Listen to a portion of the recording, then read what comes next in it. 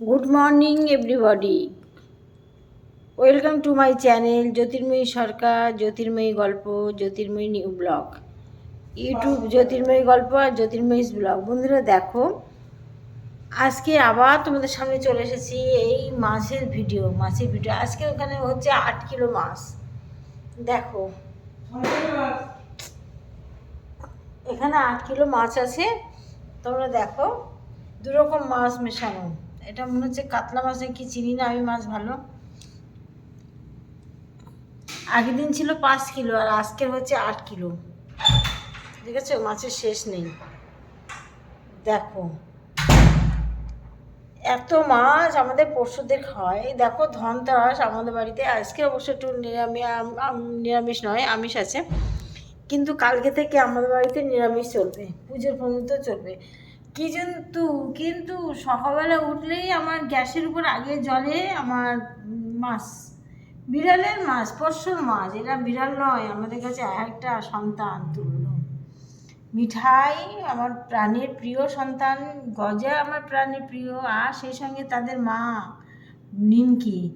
এত দুষ্টুমি করে না, তোমরা ভাবতে পারবে না। রাত্রেবেলায়, আজকে রাত্রেবেলায় কী করেছে, গজা বেরিয়ে গেছে, মশারি থেকে বেরিয়ে গেছে গিয়ে সোজা বাইরে যাবে, দরজা বন্ধ করা আছে, আমরা শুয়ে পড়েছি।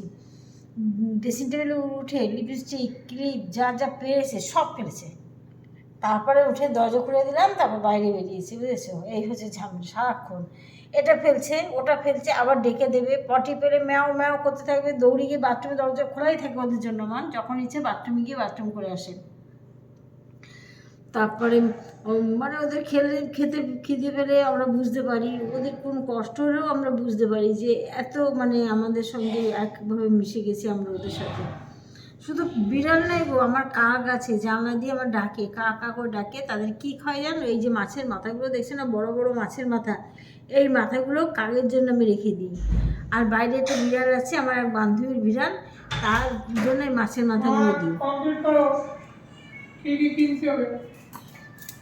এই হলো আমার বিড়ালের মাছের মাথাগুলো। একটাও মাছের মাথা খাবে না, বিড়ালের মাছের বেছে দিতে হয়। আমি তো দেওয়ার সময় মাছ বেছে দিই না, আমি চামচ দিয়ে মাখাই, ওরা মাছ বেছে কাটা ছাড়িয়ে তাই বিড়ালকে খাওয়ায়, বুঝেছো? এই জন্য আমার খাওয়া ভাত মাখানো ওদের পছন্দ হয় না।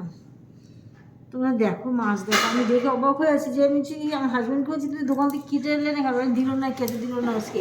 বলে এত মাছ কাটার সময় নেই। এবার বলো এত মাছ কখন কাটবে বা বেচারা। আর বিড়ালের মাছ কেন, আমার ঘরের মাছও আমি কাটার সময় পাই না, বা আমি কাটি না, আমার হাজব্যান্ডই কাটে। ওই যে মাতৃদেবী নামলো নিমকি, বাথরুমে যাচ্ছে বডি করছে, দেখেছ?